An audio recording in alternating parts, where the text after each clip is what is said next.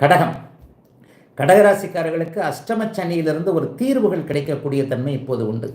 இந்த வாரத்தின் ஆரம்பத்திலேயே உங்களுடைய ராசிநாதன் வளர்பிறை அமைப்பில் ராசியிலேயே உட்கார்ந்துருக்கிறார்.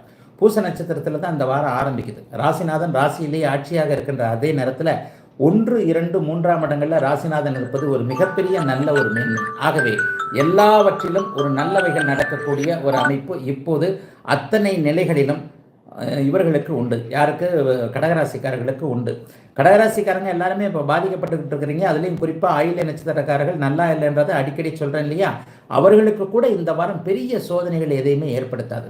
வாரத்தின் ஆரம்பமே ராசிநாதன் ராசியில் இருக்கிறதுனால தன்னம்பிக்கையும் புத்துணர்ச்சியும் தைரியமும் கிடைக்கக்கூடிய ஒரு நல்ல வாரமாக இந்த வாரத்தை சொல்லலாம்.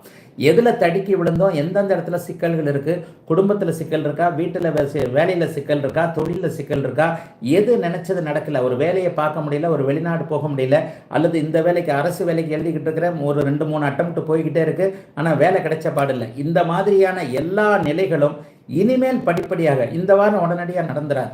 அஷ்டமச்சனி எல்லா இடத்துலையும் கொஞ்சம் தடங்கல்களை கொடுத்தே தான் தீரும். ஆனால் படிப்படியாக நீங்கள் மாற்றத்துக்கு வரக்கூடிய இந்த தீபாவளிக்கு பிறகு இன்னொரு நல்ல மாற்றம் உண்டாகும். அடுத்த வருஷம் ஏப்ரலுக்கு பிறகு நீங்கள் நல்லா இருக்கிறதுக்கான முன்னேற்பாடுகள் நடக்கக்கூடிய அமைப்பு இப்போது உண்டு. நான் அடிக்கடி மாத பலன்கள்லையும் தினசரி பலன்கள்லையும் சொல்கிற மாதிரி பூச நட்சத்திரக்காரங்க 90% கஷ்டத்திலிருந்து வெளியே வந்துட்டீங்க.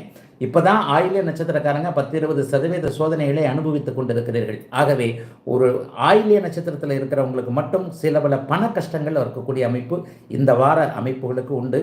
ஆனாலும் கவலைப்பட வேண்டாம்.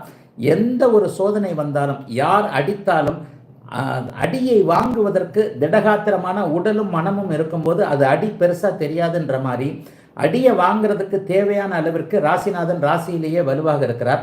லாபஸ்தானத்தில் 11ஆம் இடத்துல பணத்தை கொடுக்கக்கூடிய நிலைமையில் குரு இருக்கிறார். ஒரு நிலையில் பார்த்தீங்கன்னா 3ஆம் இடத்துல கேது குருவின் பார்வையில் இருக்கிறது ரொம்ப பெரிய யோகம். என்ன பெரிய யோகம்? காசு பணம்லாம் கிடைக்காது, தைரியம் வரும். எதையும் சமாளிச்சலான்ற ஒரு தைரியம் பிறக்கக்கூடிய, எதிர்காலத்தை பற்றிய சில சிந்தனைகள் நல்ல விதமாக வரக்கூடிய ஒரு நல்ல வாரமாகவே இந்த வாரம் கடகராசிக்காரங்க எல்லாருக்கும் அமைஞ்சிருக்கு.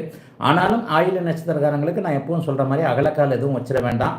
ஒரு நிலையில் யார் யாரெல்லாம் ஏமாத்துனாங்களோ, யார் யாரெல்லாம் ஏமாற்றுவாங்களோ அவங்கெல்லாம் அடையாளம் தெரியக்கூடிய அமைப்புகள் இப்போது உண்டு. கொஞ்சம் போகிற இடங்களில் முயற்சிகள் முதல்ல முடியாது, அதற்கு பிறகுதான் முடியும். 1க்கு 4 தடவை அலைய வேண்டியிருக்கும். ஒரு இடத்துல சலிப்பு வரும். என்னடா அது இப்படியே பண்ணிக்கிட்டு இருந்தால் எப்படித்தான் காலத்தை ஓட்டுறது மாதிரியான சலிப்புகள் வரும். ஆயினும் இந்த வாரத்தின் இறுதியில் ராசிநாதன் குருவின் பார்வையில் கேதுவோடு இணைகிறதுனால கடைசி சனி ஞாயிற்றுக்கிழமைகள், வெள்ளிக்கிழமை சாயந்தரத்திலிருந்து சில நல்லதுகள் நடக்க ஆரம்பித்து சனிக்கிழமை ஞாயிற்றுக்கிழமை இந்த வாரத்தின் இறுதியில் முதல் 5 நாட்கள் அப்படி ஒன்றும் பெரிய நல்லவைகள் நடந்துடாது. பிற்பகுதி கடைசி 2 நாட்கள் ஓரளவுக்கு நல்லாவே கடகராசிக்காரர்களுக்கு இருக்கும். அதனால பெரிய சோதனைகள் எதுவும் இல்லாமல் அஷ்டமச்சனியிலிருந்து தற்காத்து கொள்ளக்கூடிய அமைப்புகளில் அமைஞ்சிருக்கு இந்த வாரம் கடகராசிக்காரர்கள் எல்லோருக்கும்.